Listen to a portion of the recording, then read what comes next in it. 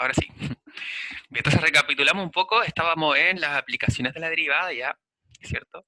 Y como señalamos, íbamos a estudiar algunas de las más importantes, ya que se utilizan para encontrar, en este caso, nuestro primer punto, los valores extremos de una función, que nos permiten determinar o analizar la forma de las gráficas que tienen dichas funciones, ¿cierto? Porque a veces son funciones que nos podemos conocer, digamos, por su composición, pero otras veces, como las polinomiales, no es muy sencillo de predecir, ¿cierto?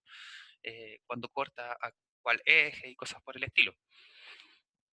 Entonces nos permite analizar formas, calcular los límites de fracciones, cuyos numeradores y denominadores se anulan, ¿cierto? Se hacen cero o bien se hacen infinitos. También podemos encontrar numéricamente los valores donde la función toma el valor cero. También podemos recuperar una función a partir de su derivada, ¿ya? Entonces, la clave es que muchas de estas acciones que podemos ver es mediante las aplicaciones de derivada y algunos de los teoremas fuertes que vamos a ver, bueno, en general se van desprendiendo del teorema del valor medio, ¿ya? Que no confundir con el teorema del valor intermedio que ya hemos visto, ¿cierto? Para continuidad y todo eso, el teorema del valor medio para derivadas, ¿ya? Entonces nosotros vimos los primeros capítulos que eran los valores extremos de una función. Entonces lo que queríamos era identificar, ¿cierto? Poder localizar estos valores extremos, que eran en el fondo el mínimo y el máximo de una función continua. Recordemos que un requisito indispensable era la continuidad de esta función, que de alguna forma podemos traducir de la forma más intuitiva posible, ¿cierto? Que si dibujamos esta curva, no levantamos el lápiz, ¿cierto? De la hoja, es decir, que no tiene ningún salto, ningún agujero, ningún cambio brusco, ¿cierto? Porque recordemos que las puntas tampoco había continuidad si la función presentaba puntas, ¿cierto? Entonces, cuando hay como cambios demasiado abruptos en una función, en esos puntos en particular sabemos que no es continua, entonces digamos que la continuidad nos facilita de forma intuitiva, digamos, poder imaginar más o menos lo que se refiere con estas condiciones. Bien, entonces, así hicimos nuestra primera definición acerca de máximo absoluto o el mínimo absoluto de un valor. Entonces dijimos que consideramos una función continua, ¿cierto? En este caso con un dominio D. Decimos que esta función tiene un máximo absoluto en su dominio, le vamos a llamar C a este valor máximo, si es que la función evaluada en C es mayor o igual que f de x para cualquier x del dominio, ¿cierto? La presentación que nosotros hicimos en la clase anterior lo escribimos aquí con la desigualdad al revés, pero es exactamente lo mismo, ¿cierto? Es intercambiar los valores y dar vuelta a la desigualdad. Por lo tanto, son equivalentes en ambos textos. Por otro lado, análogamente, un valor mínimo absoluto en el dominio será un valor o un punto C si es que f evaluado en este valor mínimo es menor o igual que f evaluado en cualquier elemento de su dominio.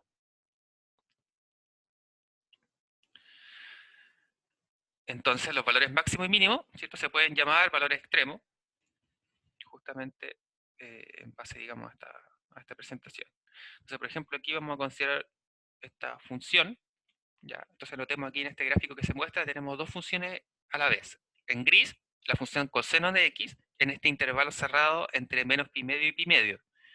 Y la función de celeste o azul, la función seno de x en el mismo intervalo cerrado, menos pi medio, pi medio. Entonces aquí podemos notar, ¿cierto? Que la función coseno de gris alcanza un máximo absoluto igual a 1, ¿cierto? En este caso, evaluado en el 0, ¿cierto? Y presenta un mínimo absoluto igual a 0 en dos puntos, justamente en ambos extremos, que serían menos pi medio y en pi medio, ¿cierto? Que alcanza el 0. Y ojo, porque el intervalo que presentamos es cerrado, por lo tanto sí podemos considerar estos puntos extremos en la función, ¿cierto? Es decir, si evaluamos menos pi medio acá, me da el 0, si evaluamos pi medio en f de x, también me da 0, ¿cierto?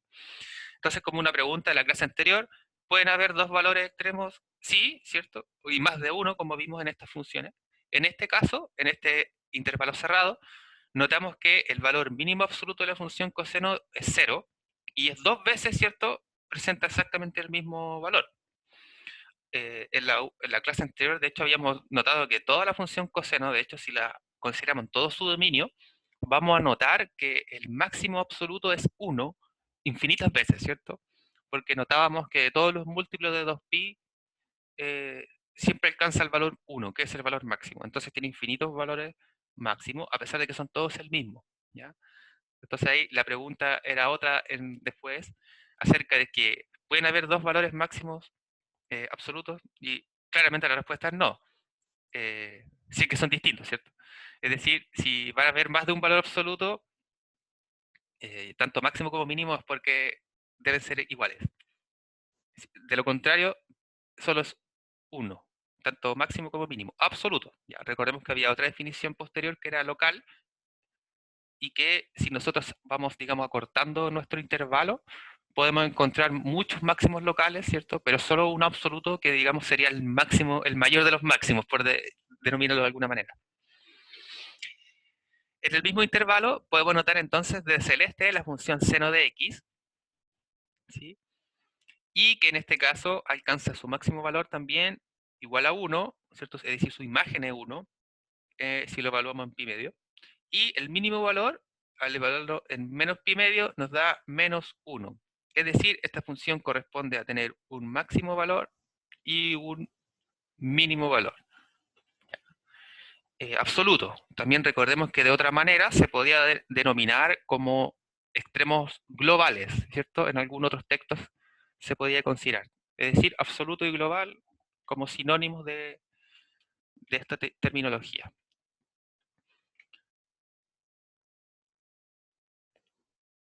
Ya, entonces vamos a considerar ahora, perdón, vamos a explorar entonces algunos extremos absolutos. Entonces notemos, por ejemplo, que estas funciones que se presentan en sus dominios presentan extremos absolutos, ¿ya? Como podemos fijarse, de distintas formas. Entonces, la primera función A, digamos de la izquierda, es, bueno, todos los gráficos van a ser exactamente la misma función, x cuadrado, ¿ya? Entonces, la parábola centrada en el origen. Entonces, si consideramos el dominio, entonces aquí vamos a efectuar el dominio solamente en cambio. Si consideramos el dominio todos los reales, es decir, desde el menos infinito al infinito, notamos que esta función solo presenta un mínimo absoluto en el x igual a 0. ¿Ya? Entonces ahora vamos, digamos, fijándolo intuitivamente en base al gráfico. Luego vamos a recordar cómo era que hallábamos algunos de estos valores. Por otro lado, si consideramos la misma función, pero ahora como dominio solo un intervalo cerrado entre el 0 y 2, intervalo cerrado entre el 0 y 2, notamos que sí presenta mínimo absoluto y máximo absoluto en justamente estos puntos extremos. Por otro lado, la función c, tenemos un dominio abierto en el 0, cerrado en el 2, ¿sí? Es decir, es un intervalo abierto, semiabierto. Y en este caso, la función presenta solo un máximo absoluto en el extremo cerrado, ¿cierto? Es decir, porque este punto lo podemos evaluar en la función. La última función, denominada ahí con el parámetro d, tenemos un intervalo abierto entre 0 y 2. ¿Ya? Entonces no presenta ni máximo ni mínimo. Entonces recordemos ahí rápidamente la regla de la función. Entonces tenemos exactamente la misma función, van a cambiando sus dominios, tenemos un dominio abierto, dos reales, dominio cerrado, dominio semiabierto, dominio abierto. Entonces los extremos absolutos de la función en base a su dominio, si es todos los reales, es sin máximo absoluto. ¿Ya? Solo presenta un mínimo absoluto como vimos en el 0. En el caso de que sea un dominio cerrado, tiene máximo absoluto en x igual a 2, máximo absoluto en x igual a 0, ya el 4 es por evaluar, ¿cierto? Y 2 es la función, en justamente sus puntos extremos, ¿cierto? Si nos damos cuenta, el 0 y el 2 son justamente los valores extremos del dominio. C, la misma función, con un extremo semiabierto, el máximo absoluto va a ser justamente en este punto cerrado del extremo, ¿cierto? X igual a 2, mientras que no presenta mínimo absoluto. Por otro lado, si el dominio es un intervalo abierto, no presenta extremos absolutos. Entonces, así llegamos a un teorema que nos resumía esto, digamos, este teorema nos afirma que una función que es continua en todo punto de un intervalo cerrado, presenta un valor máximo absoluto y un valor mínimo absoluto en este intervalo, ¿ya? Siempre, hasta ahora, buscamos estos valores, ¿cierto?, cuando graficamos la función. Entonces, el enunciado nos dice, el teorema del valor extremo, si f es una función continua en un intervalo cerrado a, b, entonces la función alcanza tanto un valor máximo absoluto, aquí denominado con m, como también alcanza un mínimo absoluto, m minúscula, en este intervalo cerrado. Esto es, ahora de forma matemática, digamos, existen dos valores, x sub 1, x sub 2 en este intervalo cerrado, tal que f, evaluado en el primer valor, sea igual al mínimo, y que f evaluado en el segundo valor de este intervalo cerrado sea igual al máximo. Tal que nuestra función, digamos, esté entre, para cualquier elemento de su dominio o de su intervalo, esté entre estos dos valores mínimo y máximo. ¿Ya? Entonces esto, digamos, es lo que presenta ahí rápidamente este valor. Entonces lo notamos algunas características en base a sus gráficas. Entonces notemos que en nuestro primer gráfico acá tenemos una función coseno justamente, es una función sinusoidal ahí, y lo que nos dice entonces que si consideramos la función continua, ¿cierto? Bueno, estos tipos de funciones sabemos que son continuas, las trigonométricas, recordemos ahí basándonos en estos teoremas de álgebra de funciones continuas, las polinomiales, las raíces, las trigonométricas, trigonométrica inversa, entonces, dicho teorema nos permitía asegurar una gran cantidad de funciones continuas, o bien, ¿cierto? En base a álgebra de funciones continuas, podemos tener sumas, cocientes, productos de funciones continuas, también es continua, ¿cierto? Entonces, generalmente aquí argumentar la continuidad puede ser sencillo en base a la álgebra de funciones continuas. Entonces, en un intervalo cerrado, aquí en A, B cerrado, ya tenemos nuestro gráfico, dice que existen estos dos valores, x2, x1, tal que sean el máximo y el mínimo según corresponde. En el gráfico de la derecha, en el gráfico de acá a la derecha, exactamente el mismo caso, sin embargo, los valores extremos coinciden con los extremos del dominio, ¿ya? Entonces esa es, digamos, la diferencia, son como los tipos de, las posibilidades, digamos, de mínimo y máximo en estos intervalos cerrados. Entonces, el primer caso es cuando los valores no coinciden con los extremos del intervalo cerrado de continuidad de la función. En el otro caso es cuando justamente el máximo y el mínimo coinciden con los valores extremos del dominio de esta función, ¿ya? Tenemos otro caso en el que vemos que el mínimo coincide con un extremo de la función, mientras que el máximo, ¿cierto?, es un punto interior del intervalo. Bueno, y el otro caso, digamos que sería el caso contrario al de la izquierda, cuando el máximo es un punto extremo y el mínimo es un punto interior del intervalo A, B.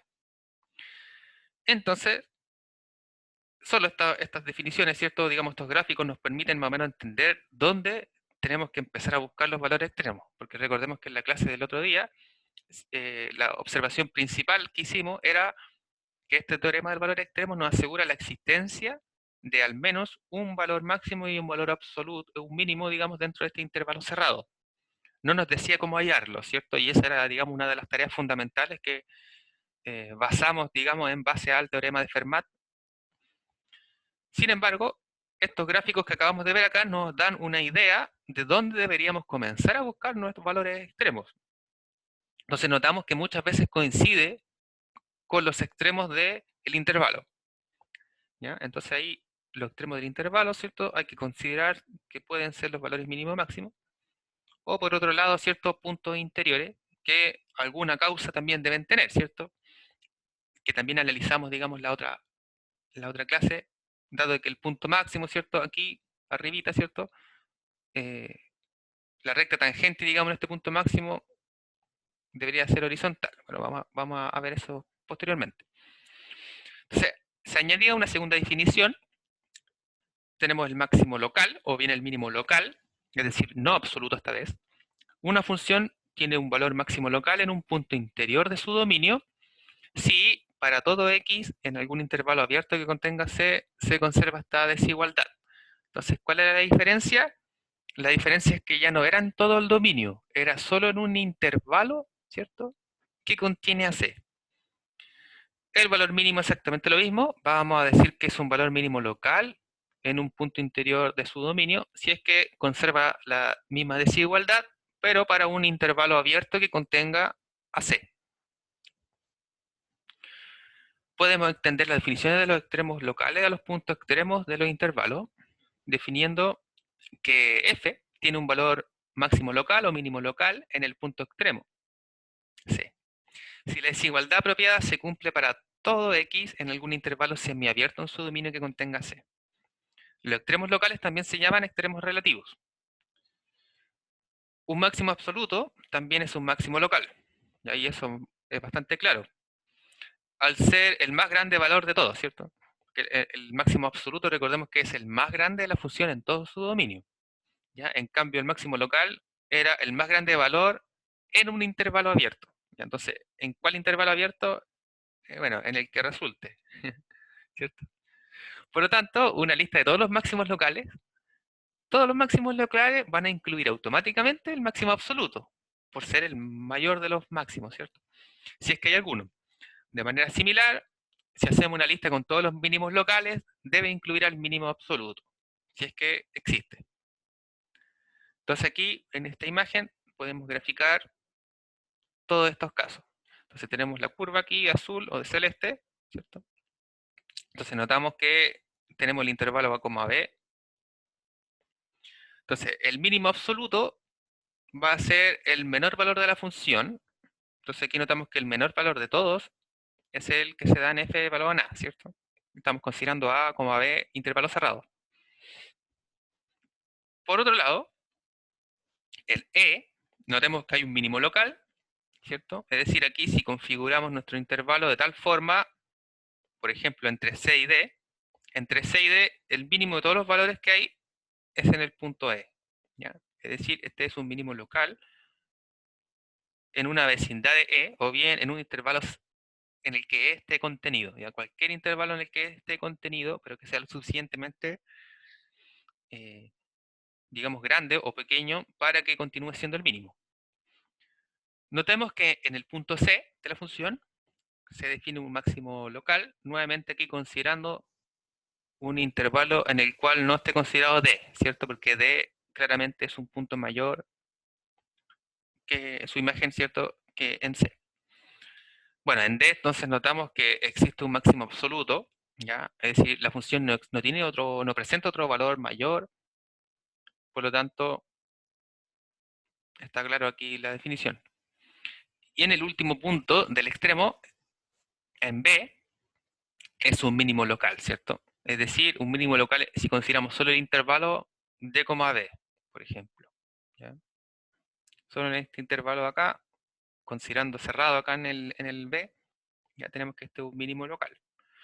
Entonces, la última observación era que si consideramos una lista entre todos los mínimos locales, entonces los mínimos locales serían el A, el E y el D, y dentro de todos los mínimos locales tiene que estar el mínimo absoluto, que en este caso sería A, porque es el menor dentro de los mínimos. Por otro lado, para los máximos, exactamente el mismo caso. Si vemos todos los máximos, tenemos en C y en D, mientras que solo en D, ¿cierto?, es mayor al máximo en el punto C, es decir, nuestro máximo absoluto está considerado dentro de todos los máximos locales.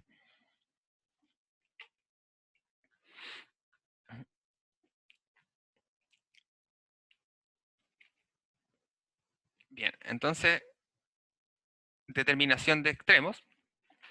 Entonces vamos a ver el teorema que explica por qué usualmente es necesario investigar solamente algunos valores para encontrar los extremos de la función y no todos los valores del dominio de la función. Entonces, el teorema, en este caso fue lo que nosotros definimos aquí como teorema de Fermat, en el Stuart, ¿cierto? Mientras que en el Thomas, como vemos aquí, se menciona como teorema 2, sin embargo el enunciado y todo es exactamente el mismo. El teorema de la primera derivada para valores extremos. Si f tiene un valor máximo o un mínimo local en un punto interior de su dominio, y además si la derivada de la función existe en este punto, entonces la derivada en este punto es igual a 0. ¿Ya? Ese es el teorema y cuya demostración, ¿cierto?, hicimos, por lo tanto ahí puede revisar la clase anterior en el caso de que se lo haya perdido.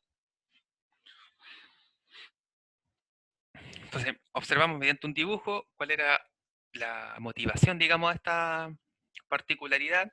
Era que cuando estuvimos recién definiendo la derivada, recordemos que teníamos una curva, y nuestra motivación para la derivada, ¿cierto? Era encontrar la recta tangente en un punto, ¿cierto? Y recordemos que iba pasando que nosotros consideramos dos puntos, ¿cierto? Nos íbamos acercando y veíamos que la recta tangente, ¿cierto? Iba teniendo la pendiente de esta recta tangente se iba acercando cada vez más a la pendiente de la curva. Y cuando llegaba exactamente al mismo punto, ¿cierto? Las pendientes calzaban. Esa era como la gracia que teníamos. Ahora, acá es exactamente el mismo juego, solo que estamos considerando los valores máximos o mínimos locales, es decir, como las puntas, ¿cierto? Los puntos más altos. Ahora, como sabemos, si nos vamos acercando aquí al máximo local, en cualquiera de estos puntos anteriores, la recta tangente, ¿cierto? Van a ir subiendo, bajando, y cuando lleguen justo acá, la recta tangente va a ser horizontal. ¿En eso en qué se traducía? En que en una recta horizontal la pendiente es cero, ¿cierto? Recordemos que la pendiente de una curva es la inclinación. Si la pendiente de 1 es la función x, por ejemplo, ¿cierto? Entonces, si tiene pendiente cero, nosotros también vimos que la interpretación de la derivada de una función era la pendiente, ¿cierto? De la recta tangente. En otras palabras, quiere decir de que si esta función aquí de azulito es f de x, entonces en este punto, la derivada en este punto de la función tiene que ser igual a cero. ¿Ya? Entonces de ahí, digamos, viene nuestra interpretación acerca de este teorema anterior. Nuevamente aquí abajito, ¿cierto? Se señala, claro, cuando yo voy subiendo, digamos, este punto va subiendo, las pendientes son negativas, digamos positivas, ¿cierto? Nunca negativas por inclinación hacia arriba. Y en el caso contrario, ¿cierto? Vamos a tener que es pendiente negativa porque vamos bajando, ¿cierto? Es decir, la inclinación de la pendiente va a ir hacia abajo. ¿Ya? Entonces, ahí a considerar acerca de esta motivación. Este teorema también nos dice que la primera derivada de una función siempre es cero en un punto interior, donde la función tiene un valor extremo local y la derivada está bien definida. Por lo tanto, en base a los gráficos de esas cuatro funciones, ¿cierto? Que identificábamos dónde estaban más o menos los puntos locales, vimos que podían ser en los valores extremos o bien en los puntos interiores. Entonces, en estos puntos interiores son los que nos importan ahora. Es decir, los únicos lugares donde la función puede tener un valor extremo, tanto local como global, son en estos tres casos. Uno, si es un punto interior, va a ser donde la derivada sea nule, es decir, la derivada en el punto en el cual se hace cero. O bien, si es otro punto interior, donde la derivada no esté definida, o bien donde no existe la derivada. Y el último punto, los valores extremos del dominio de la función. Entonces, en ese intervalo cerrado A como a B, vamos a evaluar en A, vamos a evaluar en B, ¿cierto? La función y ver finalmente cuál de todos estos valores es mayor para determinar los extremos.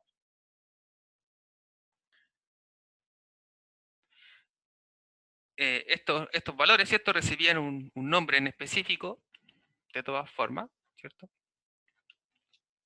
Eh, que nos puede ayudar a resumir todo esto. Entonces, el punto crítico, o valor crítico, o número crítico, como en el Stuart.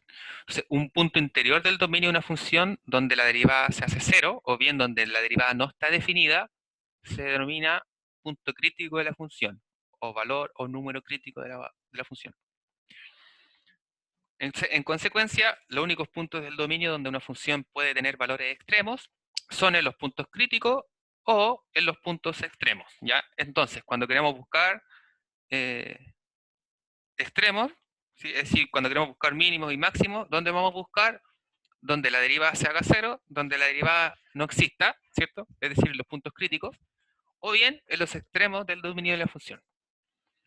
Entonces, aquí, observación, que también hicimos en la clase anterior, hay que tener cuidado de no malinterpretar este teorema, porque el recíproco es falso, es decir, el sentido contrario. Una función diferenciable puede tener un punto crítico en un punto sin que tenga un valor extremo local. ¿Ya? Es decir, hay funciones en las que la derivada no existe en algunos puntos, pero no significa que en ese punto es un extremo local. ¿Ya? Ojo con eso. Entonces, por ejemplo, la función x cubo, que fue uno que también revisamos en la otra clase, tiene un punto crítico en el origen, y en el cual es cero, ¿cierto? Que revisamos. Pero notemos que es positiva a la derecha el origen y es negativa a la izquierda, es decir, las pendientes, ¿cierto? Van cambiando, de forma que no puede tener un extremo local en el origen.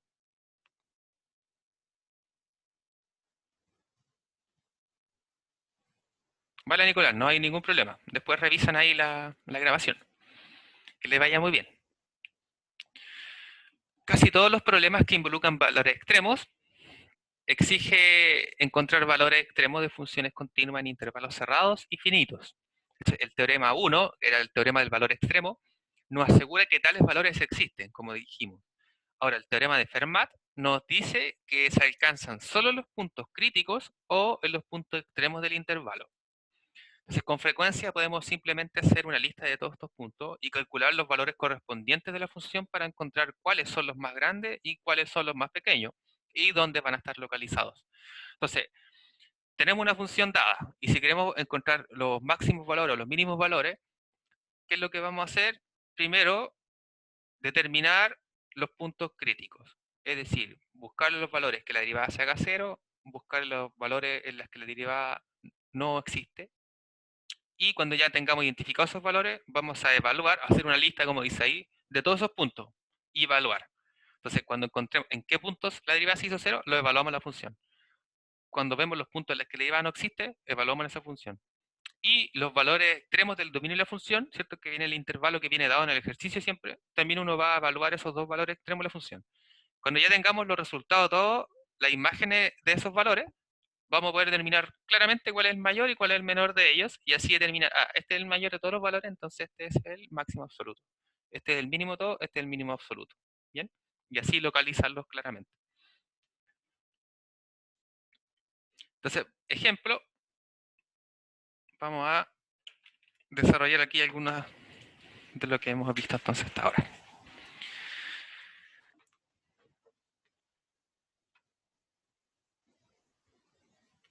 Ya. Entonces tenemos la función x cuadrado y queremos determinar los valores máximo y mínimo absoluto de esta función en el intervalo cerrado menos 2,1. Entonces, f es diferenciable o derivable, ¿cierto?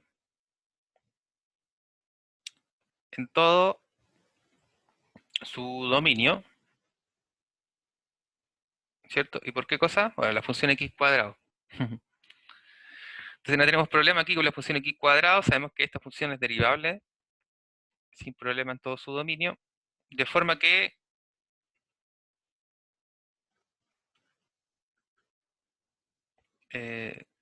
su punto crítico, entonces, ¿cómo llamamos el punto crítico? Derivamos la función, ¿cierto? Tenemos f, derivamos f, que sería 2x, ¿cierto? ¿Y qué hacía uno con la derivada? La igualaba a 0. Entonces, la derivada de esta función, que es igual a 2x, ¿cuándo es igual a 0? Esto, 2x es igual a 0, sí, solo sí, x vale 0, ¿cierto? No hay otra forma. Entonces, ¿qué quiere decir? ¿Cuándo es un punto crítico? En x igual a 0. Entonces, es el único punto crítico.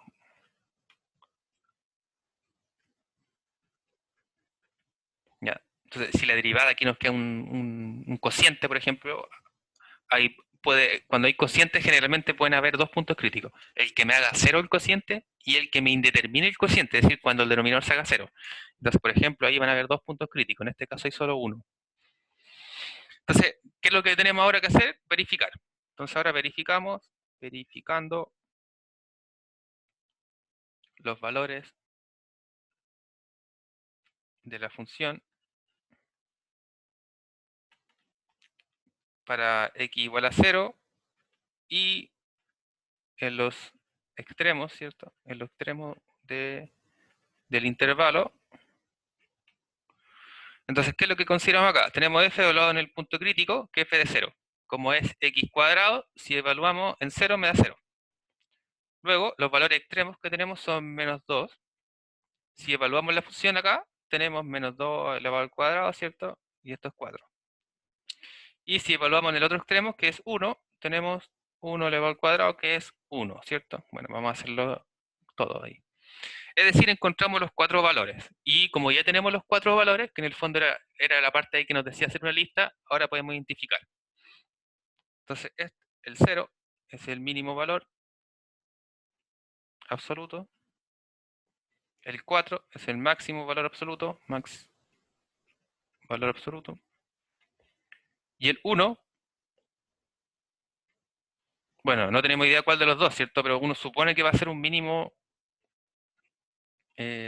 Bueno, aquí vamos a sacarle esto, vamos a poner local nomás. Ya, local.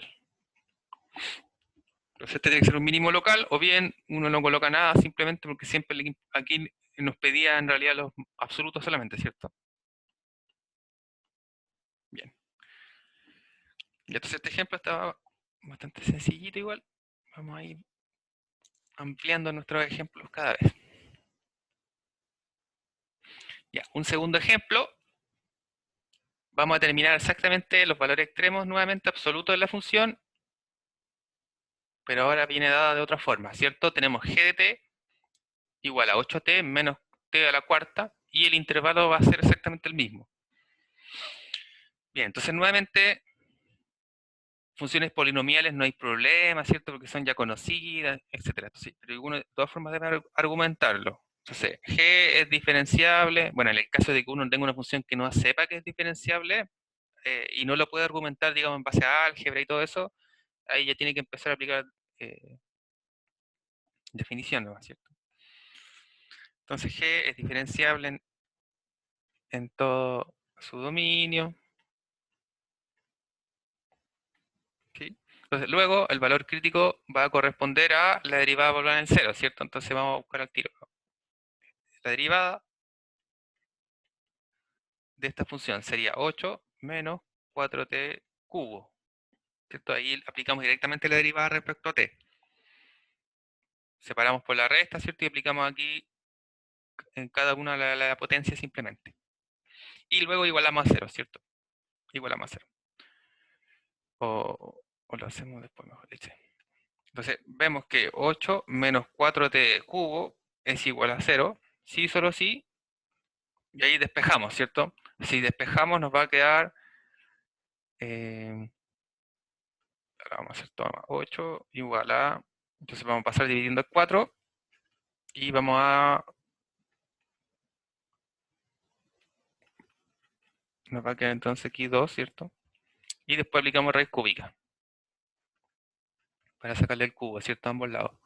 Y ahí tenemos entonces que t es la raíz cúbica de 2. Es decir, esta función de acá, la derivada se hace 0 solo si t tiene el valor raíz cúbica de 3.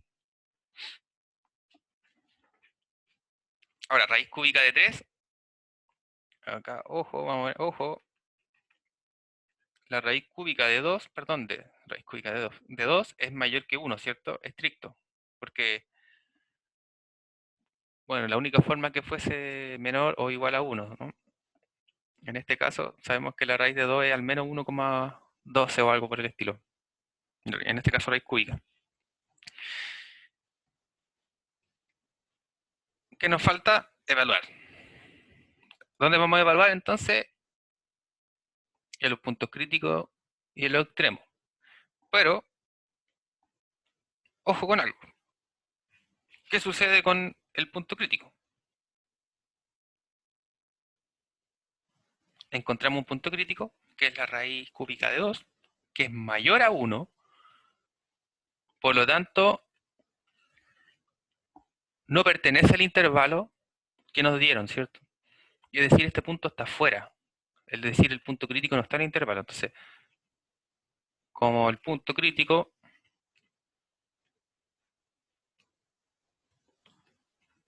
no está en el intervalo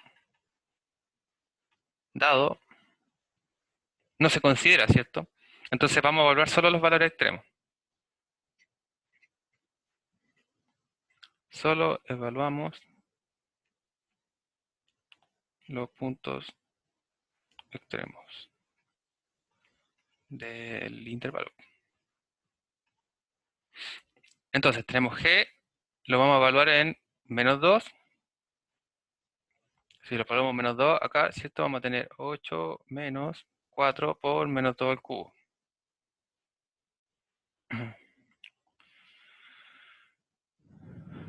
¿Cuánto nos da esta cosa?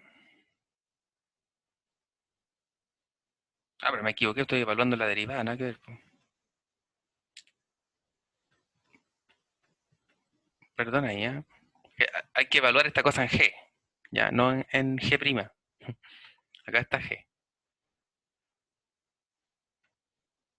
Un clásico, exactamente. Ya, entonces evaluamos en la función, ¿cierto? No en la derivada. Entonces tenemos 8 por menos 2 menos menos 2 a la cuarta. Y obviamente nos va a cambiar mucho. Entonces tenemos menos 16 menos ese menos de afuera, ¿cierto? Porque si elevo un número negativo a una potencia, a un exponente par, queda positivo, ¿cierto? Y esto es 16 también. Entonces esto me da menos 32. Por otro lado, si evaluamos en el otro extremo, que era 1, entonces tenemos 8 por 1 menos 1 elevado a la cuarta, que sigue siendo 1. Entonces tenemos 7. Es decir, claramente aquí tenemos que el menos 2, ¿cierto? Es el mínimo absoluto y que el 7 es el máximo absoluto.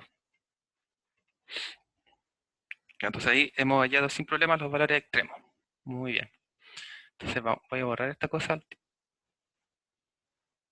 Lo malo es que después no va a quedar ningún registro de esto, ¿cierto? Así que ojalá que estén copiando. Bueno, en el video va a estar de todas formas.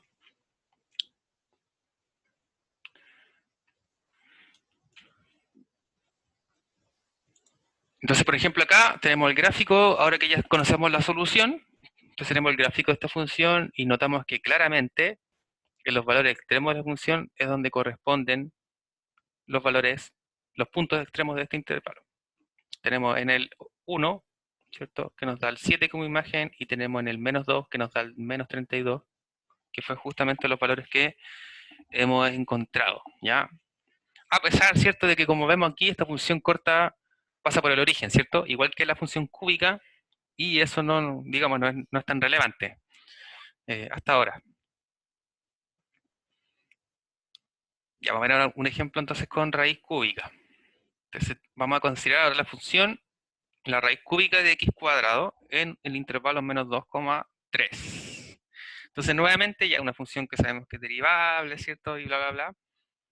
Por lo tanto, ¿dónde vamos a buscar? En los extremos y donde se anula o bien donde se indefina la derivada de esta función. Ya, entonces aquí no vamos a saltar la argumentación, sin embargo recuerden que ustedes no deberían saltarse esa argumentación cuando les corresponde. Ya, vamos a usar del tiempo solamente. Ya, entonces consideremos, entonces como es f de x, de nuevo, tenemos f' entonces de x. Si derivamos esto, bueno, esto lo podemos considerar como la raíz cúbica de x elevado al cuadrado, ¿cierto? Aunque conviene dejarlo como potencia porque derivar potencia es más fácil. Entonces derivamos la potencia, baja el exponente y el x se le resta 1 al exponente, ¿cierto? Entonces 2 tercios menos 1 es menos 1 tercio. Ya, lo cual es equivalente a 2, 3 por la raíz cúbica de x, ¿cierto? Ya, eso es equivalente a la derivada. Entonces, ¿cuáles son los valores críticos o los puntos críticos cuando se haga cero la derivada o cuando se indefina? Notamos que esta derivada no se hace cero para ningún valor, sin embargo, para x igual a cero se indefine, ¿cierto? Porque sabemos que no podemos dividir por cero. Entonces aquí consideramos, entonces x igual a cero, o luego x igual a cero es punto crítico, o valor crítico. Perdón, x igual a cero. ¿Por qué? Porque indefine, ¿cierto? Indefine la derivada. Ya, entonces en el x igual a 0 vamos a probar ahí qué pasa. Entonces si queremos buscar los valores extremos, ¿dónde vamos a buscar? En el 0, en el menos 2 y en el 3. Entonces evaluando, bueno, aquí uno, bla, bla, bla, ¿cierto? Lo mismo que escribimos la primera vez. F evaluado en el valor crítico, que sería 0. La función es la acá arriba, ¿cierto? Entonces tenemos 0 elevado a 2 tercios, sigue siendo 0. Si evaluamos ahora en el menos 2, si evaluamos en el menos 2 tenemos raíz cúbica, ¿cierto? De menos 2 elevado a 2. Entonces esto es raíz cúbica de 4. Y si evaluamos en el 3, Entonces tenemos raíz cúbica de 3 elevado a 2, ¿cierto? Es decir, 9. Bueno, eso. Entonces aquí notamos los valores, el 0 es el mínimo, ¿cierto? Sin dudas. Y entre aquellos dos, claramente entonces la raíz de cúbica de 9 es el máximo absoluto. Ahora, comparar aquí cuando tienen el mismo índice de la raíz, ¿cierto? Es fácil porque si uno lo reescribe como potencia, ¿cierto? Ahí sería 4 elevado a 2 tercios, ¿cierto? O 9 elevado a 2 tercios. Entonces ahí uno aplica potencia inversa, por así decirlo. Eleva a 3 medios a ambos lados, ¿cierto? Y ahí me queda inmediatamente que este es mayor. Cuando los índices de la raíz son distintos, ahí es más difícil comparar y en realidad lo que uno hace es lo mismo, ¿cierto? Escribir la raíz como potencia y después amplifico o multiplico, digamos, por algo, ¿cierto? Que me permita, por el mínimo común múltiplo, digamos, de sus denominadores de los exponentes, para igualar los exponentes y ahí comparar las fases. Ya, en este caso, como es raíz cúbica, ambos es fácil comparar solo la base, digamos, el que es mayor es directamente el mayor.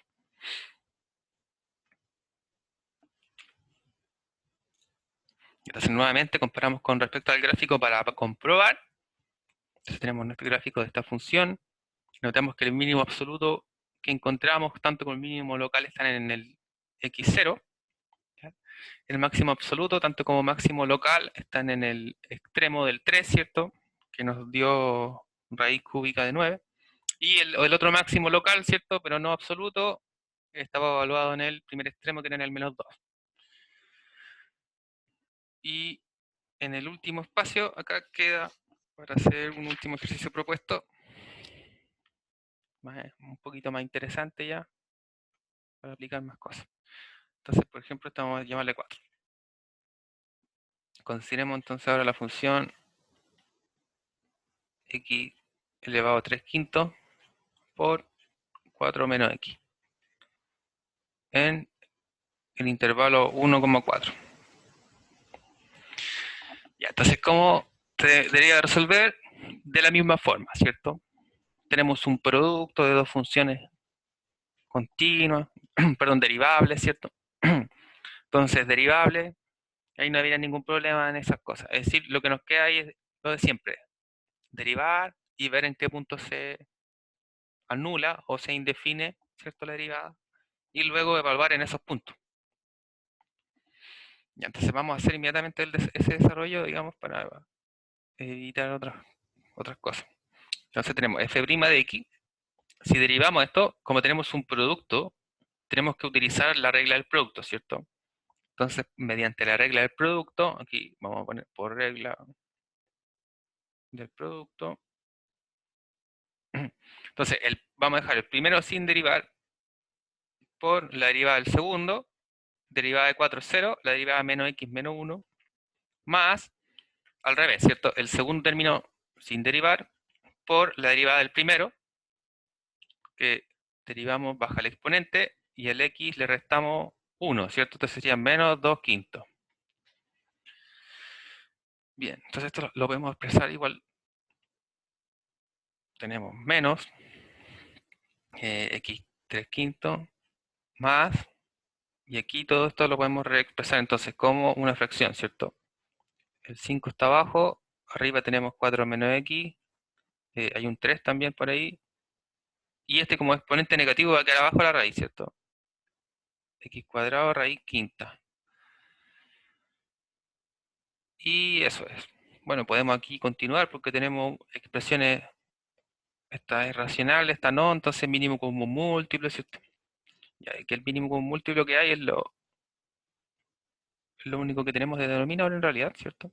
Entonces, el primer término tenemos que multiplicarlo por todo el denominador para que sea eh, como corresponde, ¿cierto? ¿Y por qué cosa? ¿Y qué nos quedaría aquí? Nos quedaría menos 5. Si multiplicamos todo esto con todo esto, lo vamos a expresar y después lo vamos a juntar. Esto lo vamos a escribir como fracción también, entonces era menos 2 quintos.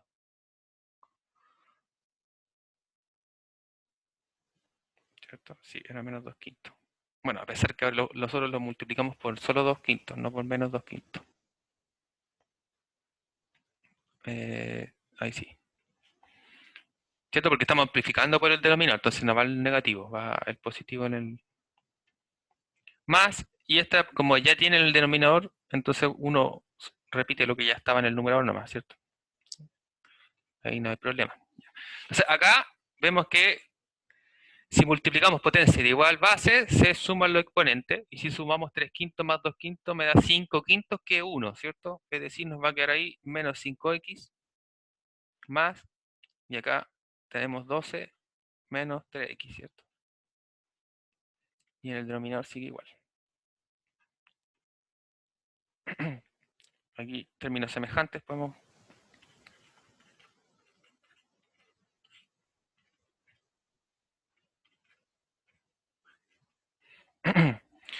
Bueno, a pesar de que aquí podemos factorizar por 4, no va a servir mucho, ¿cierto? Con eso voy a parecer suficiente. Ya, entonces ahora analizamos. ¿Qué es lo que pasa? Tenemos que ver los puntos que se hace cero y los puntos que se indefine. Y como dijimos, si la derivada era una fracción, íbamos a tener ambos casos, porque el numerador se puede hacer cero y el denominador podemos hacer cero para que se indefine la derivada, ¿cierto? Entonces, así, f' de x es igual a cero, ¿cierto? Si solo si el numerador es cero, ¿cierto? Entonces, en este caso, si y solo si menos 8x más 12 es cero. ¿Cuándo puede pasar esto? Cuando x vale 12 octavos, ¿cierto? Que es 3 medios. Vamos a corregir aquí, 12 octavos, que es 3 medios, ¿cierto? Entonces, primer punto crítico que encontramos, ahí en el 3 medios. El otro punto crítico sería f de x, ¿cierto? No existe si x vale 0, ¿cierto? Porque si x vale 0, se indefine el denominador. Entonces aquí tenemos el segundo punto crítico. Por lo tanto, ahora si queremos hallar los valores extremos, ¿dónde vamos a buscar? En el 0, en el 3 medio, en el 1 y en el 4. ¿Ya? Ahora, ¿qué pasa con el 0 nuevamente? El 0 no pertenece al intervalo 1,4, por lo tanto lo descartamos. ¿Ya? Entonces este no pertenece al 1,4. Entonces por eso no lo revisamos. Voy a escribir aquí con rojito, disculpe lo desordenado, pero no estamos en la pizarra, entonces no es el mismo forma de poder manejar aquí la herramienta. Así que voy a escribir aquí en el cuadrito rojo. Entonces, si evaluamos ahora la función f, lo vamos a evaluar ¿en qué valor encontramos en el extremo? Ya, en el 1. Si lo evaluamos en el 1, tenemos 1 por 4 menos 1, eso es 3, ¿cierto? Ya, vamos a evaluar en el otro valor extremo, en el 4. Si evaluamos en el 4, acá me queda 4 menos 4 es 0, ¿cierto? Entonces nos va a quedar 0 nomás. Y en el 3 medios. Si evaluamos en el 3 medios, aquí nos queda súper fea la cosa. Entonces tenemos que reemplazar acá arriba. Entonces nos va a quedar 3 medios, todo esto elevado a 3 quintos, por 4 menos 3 medios, ¿cierto? Y aquí vamos a tener que tratar de ir resolviendo esto lo más que podamos. Lo de acá, entonces, es raíz quinta de 3 medios elevado al cubo. Entonces, 3 elevado a 3, 27, 2 elevado a 3, 8. ¿Cierto? Y todo esto multiplicado por esta diferencia. Si amplificamos el 4 por 2 para que quede con el mismo denominador, nos va a quedar 8, 8 menos 3, 5, ¿cierto? 8 medios. Perdón, 5 medios, sí. 8 menos 3. Entonces, es decir, f evaluado en 3 medios equivalente a esta cosa. Lo único que nos queda ahora es aproximarlo. Entonces ahí calculadora, cierto, cosas por el estilo. En este ejemplo al menos. Ya, esto nos da cerca de 3,2. Vamos a colocarlo aproximado con estas cositas redondas aquí, ¿cierto? Que es un valor aproximado. Cerca de 3,2. Entonces lo que simplemente para notar que es mayor que F1. ¿Ya? Entonces sí podemos decir que hemos hallado nuestros mínimos absolutos en x igual a 4 y nuestro máximo absoluto en x igual a 3 medios. Entonces, este es el máximo absoluto. Llega al mínimo. ¿Ya?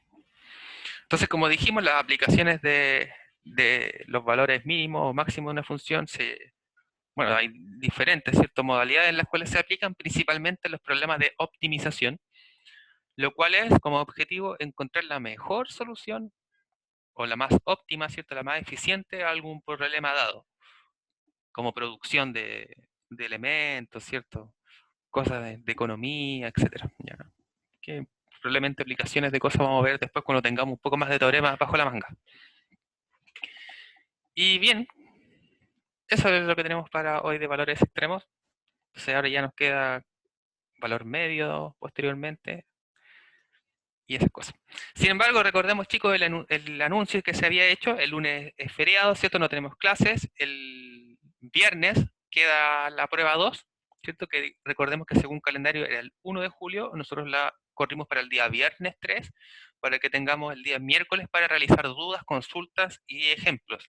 Ahora, como ya hemos hecho una gran cantidad de ejercicios en clase, ya, o al menos eso es lo que yo creo, eh, la idea de este día miércoles es en particular que no solo que yo les presente ejercicios eh, que ya sea resolver, ¿cierto? Para que ustedes ejemplifiquen, dado de que es 2 días antes de la prueba, un día antes casi de la prueba.